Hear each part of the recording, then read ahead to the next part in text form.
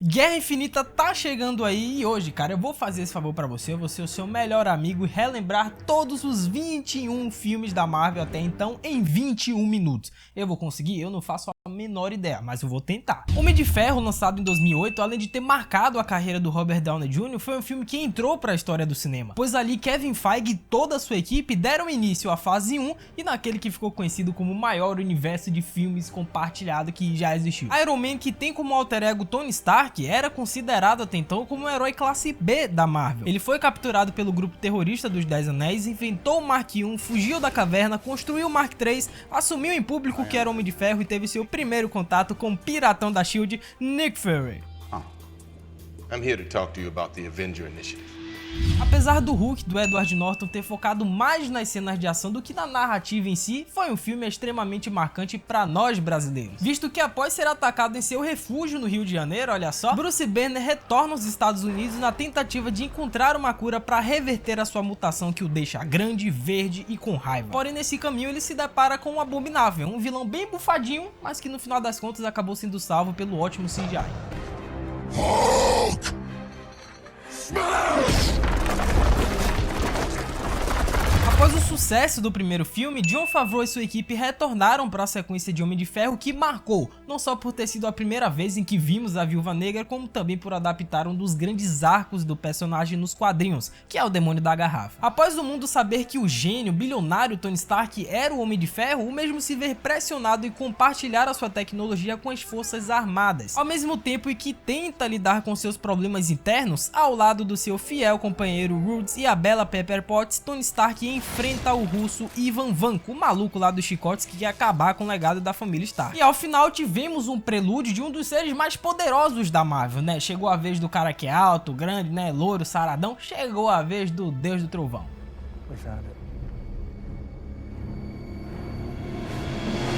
Thor de 2011 retrata a vida do príncipe asgardiano que, após desobedecer às ordens do seu pai Odin, ele é mandado pra Terra, só que sem os seus poderes, olha só que treta. Porém, na tentativa de resgatar o Mjolnir das mãos da SHIELD, do Gavião Arqueiro, olha só, mal sabia ele que em Asgard o seu irmão Loki, que mais tarde se tornaria uma das figuras mais emblemáticas do MCU, estaria tramando tomar o trono de Asgard, ó safado. Considerado por muitos como o pior filme de origem da Marvel, eu concordo, a cena pós-créditos trouxe o Eric Saving, ou Saving, eu não sei, nunca falo sobre o nome desse cara, Nick Fury e o Loki apresentando o lendário Cubo Cósmico, ou mais conhecido por todos como Tesseract. Well, I guess that's worth a look. Well, I guess that's worth a look. Após Homem de Ferro, Hulk e Thor, chegou a vez do líder e talvez o mais importante Vingador, né? Steve Rogers sempre teve o sonho de defender a sua nação do poderio nazista. Porém, apesar de franzino e muito destemido, o jovem acabou sendo submetido ao soro do super soldado, ficou bodybuild e posteriormente se tornou símbolo para os americanos. Porém, após ver o seu melhor amigo Buck ser derrubado em combate, Steve Rogers se livra do Caveira Vermelha, cai do avião, entra em coma e só acorda quase 70 anos depois. Esse daí dormiu que foi uma beleza. Porém, agora ele fazia parte de algo muito maior. A ameaça em questão assolava não apenas os Estados Unidos e sim todo o mundo. Só que para isso ele iria precisar de ajuda.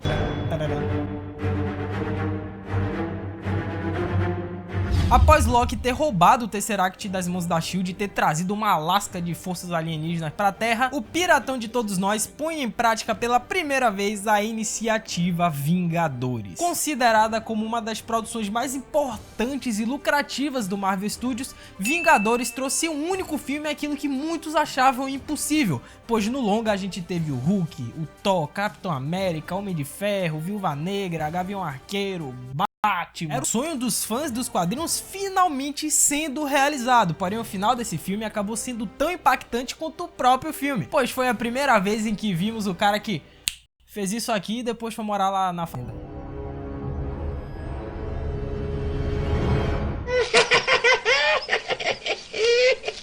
Assim como fez na primeira fase, Tony Stank, assim como diria Stan Lee, inaugura a fase 2 do universo da Marvel no cinema. Traumatizado pelos incidentes ocorridos em Nova York, Tony Stark investiga uma organização terrorista liderada pelo misterioso Mandarim, né?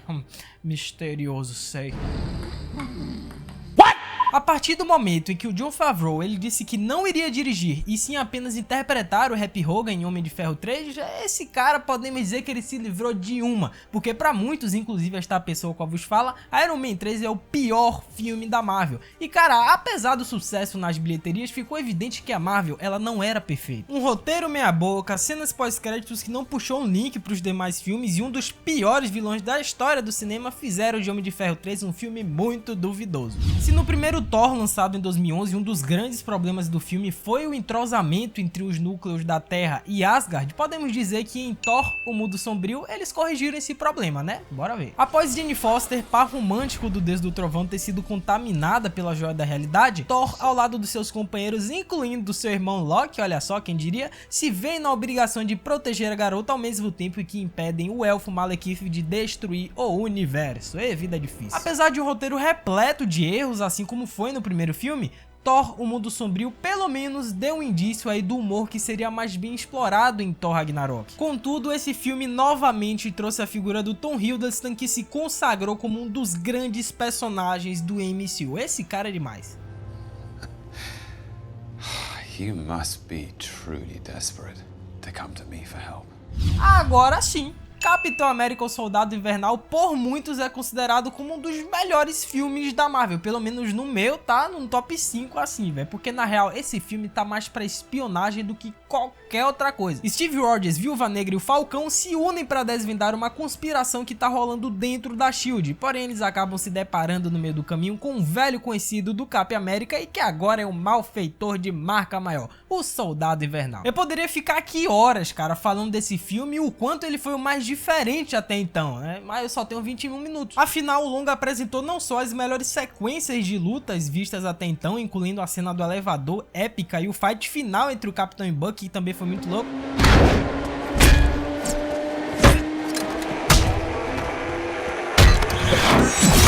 Como também foram mostrados os irmãos gêmeos e acima de tudo foi a primeira vez em que vimos Anthony e Joey Russo dirigindo um filme da Marvel. Se a Marvel havia arriscado em começar a jossa toda com um herói classe B, parece que eles decidiram repetir esse feito com os até então desconhecidos Guardiões da Galáxia. Eita. Após o aventureiro do espaço Peter Quill ter roubado um orbe de grande valor mercantil, mal sabia ele que esta pequena esferazinha possuía um poder inestimável. Se vendo obrigado a formar uma aliança com 4 outros seres intergalácticos, Quill e sua equipe deverão proteger o objeto na tentativa de salvar o futuro da galáxia. Um diretor pouco conhecido, porém muito competente, e uma trilha sonora que marcou, personagens extremamente cativantes, um humor muito bem encaixado, efeitos visuais de brilharem os olhos e, acima de tudo, um dos finais mais inesperados que já rolou nos filmes da Marvel. Vai dizer que você tá esperando por aqui. Ninguém esperou pela dancinha do Quill.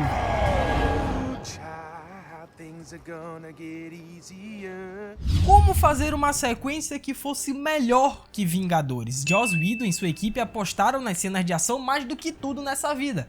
Porém, muitas pessoas acabaram achando que isso atrapalhou a compreensão do filme. Será mesmo? Após Tony Stark ter criado Ultron, uma inteligência artificial que deseja a extinção, a aniquilação humana, os Vingadores se unem novamente, só que dessa vez com a adição de novos integrantes, Mercúrio, Visão e Feiticeiro Escarlate. Apesar de um ritmo frenético, cara, e cenas de ação a torto e direito, Vingadores Era de Ultron infelizmente não conseguiu ter a mesma comoção que foi o filme anterior.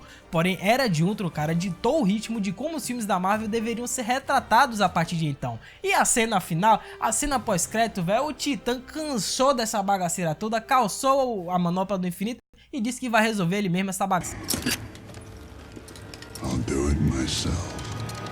Apesar de ter sido anunciado em 2013 que o filme do Homem-Formiga iniciaria a fase 3 da Marvel, o estúdio decidiu continuar, deixar esse filme aí na fase 2 e encerrar esse ciclo de uma vez por todas. Após o Hank Pym, inventor da fórmula do encolhimento, ver o seu pupilo Darren Cross recriar a sua tecnologia na tentativa de vendê-la para uma organização do mal, o Hank escolhe o ex-presidiário Scott Lang para vestir o manto do Homem-Formiga e impedir o Jaqueta Amarela. Além da química assertiva entre o Hank Pym e o Scott Lang, e aspectos técnicos também, como a fotografia, acabaram sendo bastante marcantes nesse filme. E assim como foi com Guardiões da Galáxia, Homem-Formiga teve um final que eu diria que entrou para a história da Marvel. Veja só, cara, explosões, CGI, lasers, trem voando à torta e direito, só que tudo isso dentro do quarto de uma criança. O quê? Um Um filme que lidaria com as consequências diretas de Era de Ultron e que forçaria o Estado a criar um regulamento onde todos os super-humanos seriam de responsabilidade do governo. É no embate entre os dois Vingadores mais importantes da Marvel que surge a fase 3. Finalmente! Capitão América Guerra Civil adaptou não apenas uma das histórias mais importantes da Marvel nos quadrinhos, como também, velho, nos apresentou dois personagens que seriam de extrema importância para esse universo nos cinemas. Pantera Negra e o Homem-Aranha. Aleluia! Cheio de reviravoltas, incluindo a real identidade do assassino dos pais de Tony Stark, Guerra Civil trouxe novamente Bucky Barnes, sendo mesmo um dos agentes catalisadores desse filme, incluindo a cena pós-créditos, né, onde pela primeira vez vimos Wakanda.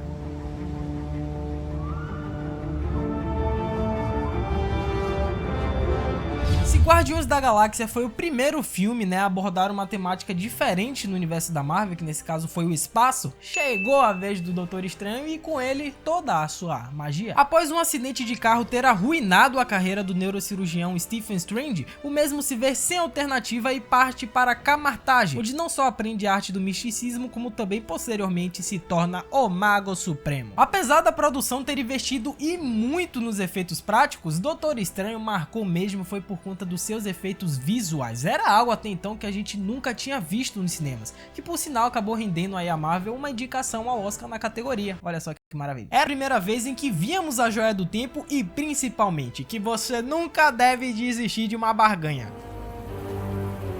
Dormamos. Eu vim barganhar. Eu acho que é indiscutível que Guardiões da Galáxia Volume 1 foi um sucesso fora do comum, porém agora o diretor James Gunn ele tinha uma liberdade criativa 100 vezes maior para poder mexer no filme, e foi o que aconteceu. 6 meses se passaram desde a dancinha do Peter Quill e agora os Guardiões lutam para manter sua nova família unida ao mesmo tempo em que descobrem os mistérios envolvendo o pai do Senhor das Estrelas. Apesar de um antagonista que poderia ser mais bem explorado, né, vamos combinar, Guardiões Volume 2 abusou e fez o que quis com as referências sobre a cultura pop, o que é bom, e novamente, velho, trouxe a mesma coisa, efeitos visuais muito bons, trilha sonora que foi marcante também e principalmente o desenvolvimento dos personagens que foi melhor que o filme anterior, com destaque, é claro, pro Drax, né, cara, que, pô, mano, o Drax tá demais nesse filme, velho. Ok. E se a Marvel já vinha abusando com 1, 2, 3 cenas pós-créditos, Guardiões Volume 2 tem nada mais do que 5 cenas pós-créditos. Tá vendo? Tava reclamando? Tome mais. And now I know how Yondu felt. Após ter roubado o escudo do Capitão em Guerra Civil e se gabar por conta disso, Peter Parker agora tenta conciliar a sua vida de estudante com o seu lado amigão da vizinhança que todo mundo sabe. Porém, problemas surgem no caminho do Peter. De um lado, Tony Stark querendo o uniforme de volta e do outro, o Abutre querendo roubar a tecnologia da Torre dos Vingadores. É treta. Por muitos, Homem-Aranha de Volta ao Lar possui o melhor Peter Parker que já vimos no cinema. Porque de fato, cara, é a primeira vez onde a gente vê o Peter tentando conciliar a sua vida de estudante com o seu lado amigão da vizinhança, entendeu? O seu lado Homem-Aranha, até porque isso era algo que não tinha sido muito bem explorado nos outros filmes, entendeu? E apesar do longa não ter feito parte aí dos planos iniciais da Marvel quando ela construiu seu universo, a casa do Mickey comprou os direitos do Tails e trouxe ela aí pro universo compartilhado. Amém, viu? É um filme simples, sem muito enfeite, porém muito bem executado. Esse talvez seja um dos melhores exemplos da fórmula Marvel.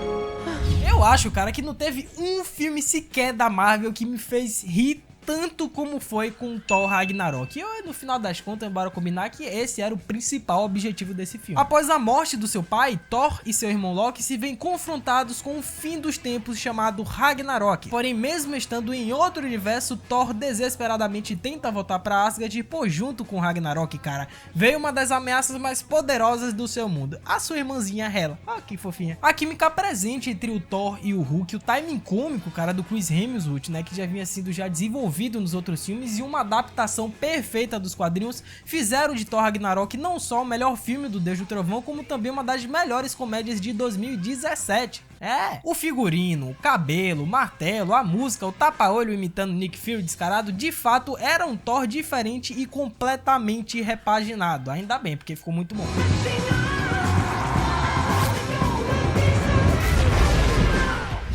filme anterior, a Marvel havia nos apresentado, né, um filme cômico e engraçadinho, agora chegou a hora de falar de coisa séria. Após a morte do seu pai em Guerra Civil, T'Challa se torna o novo rei de Wakanda. Porém, quando outro herdeiro por direito do trono aparece, T'Challa o confronta, colocando o destino de toda Wakanda em risco. Vixe. Abordando temas sociais que vai desde representatividade até preconceito, Pantera Negra trouxe simplesmente um dos melhores vilões do MCU, eterno Killmonger, que só queria aquilo que lhe foi dado por direito. With my ancestors that jumped from the ships, because they knew death was better than bondage. Foi um salto gigantesco do Marvel Studios, e isso se refletiu tanto na crítica como nas bilheterias, pois a cultura belíssima de Wakanda, seu ritmo envolvente e a mensagem transmitida fizeram de Pantera Negra um filme além do gênero de super-herói. De fato, Pantera Negra foi um dos melhores filmes do MCU, né? Bora combinar. Porém, esse filme, ele abriu o show pra Guerra Infinita. Visto pela primeira vez em Vingadores e posteriormente Guardiões e Era de Ultron, chegou a vez do Titã louco. Ei, o bicho vai pegar. Desde 2008, a Marvel, ela tinha um propósito, ela tinha um objetivo, que nada mais era do que preparar, unir os seres mais poderosos do universo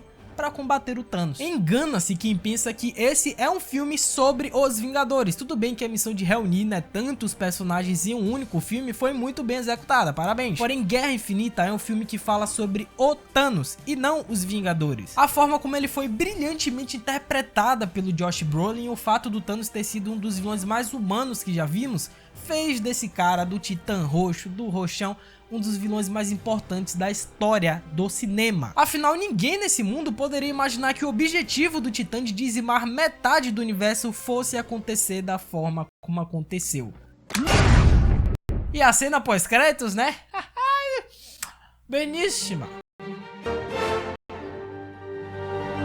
Não sei vocês, mas eu odiaria ser o Peyton Reed em 2018, velho, porque quando o Homem-Formiga e a Vespa foi lançada, esse filme teve a árdua missão, velho, de prosseguir pós-Guerra Infinita. Você tá conseguindo entender o que eu tô falando? Enquanto Scott Lang tenta conciliar a sua vida de pai com a de super-herói agora, né, ele terá novamente que vestir o seu manto de Homem-Formiga, só que dessa vez ao lado da Hope, filha do Hank Pym. E juntos eles irão descobrir alguns segredos envolvendo o passado do Hank e da sua belíssima esposa. Apesar de ter seguido a mesma fórmula praticamente do primeiro filme, né, ou seja, aquele tom mais leve e cômico, Homem-Formiga e a Vespa foi marcante por dois motivos. Primeiro, pelo reino quântico, que promete aí ser um dos elementos chaves no universo da Marvel, principalmente agora em Ultimato, e a cena pós-créditos, porque eu não sei vocês, mas esse filme tem a melhor cena pós-créditos que eu já vi nos filmes da Marvel, é a melhor.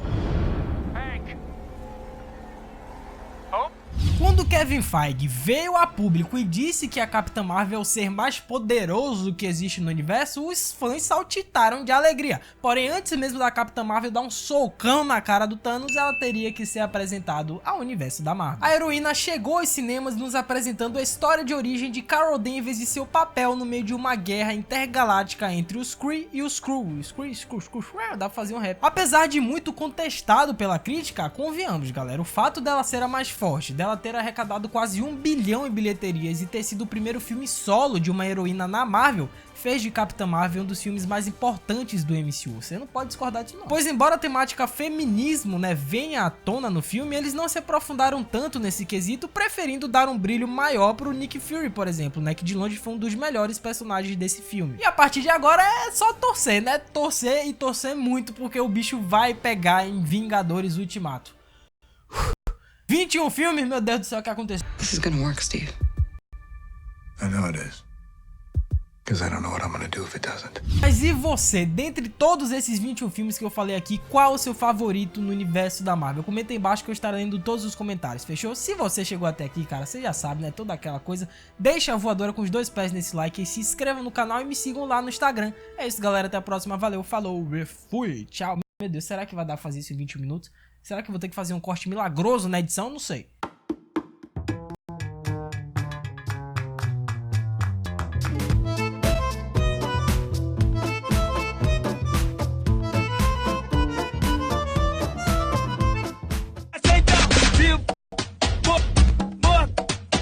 Vivo, morto. Errou, começa de novo então. Morto, vivo, morto. Errou, começa de novo, vai embora.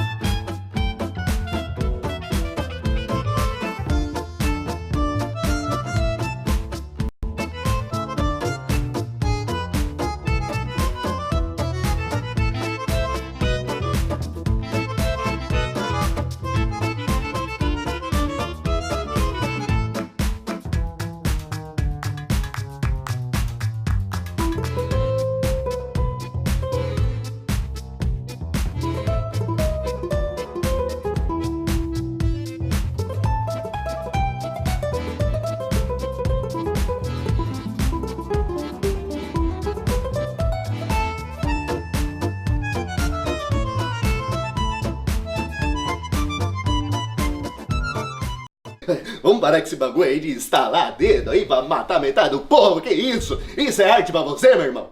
Isso é arte pra você, meu irmão? Pera aí, vai com calma aí. Nervoso com essas coisas, meu irmão. Eu fico nervoso, caralho.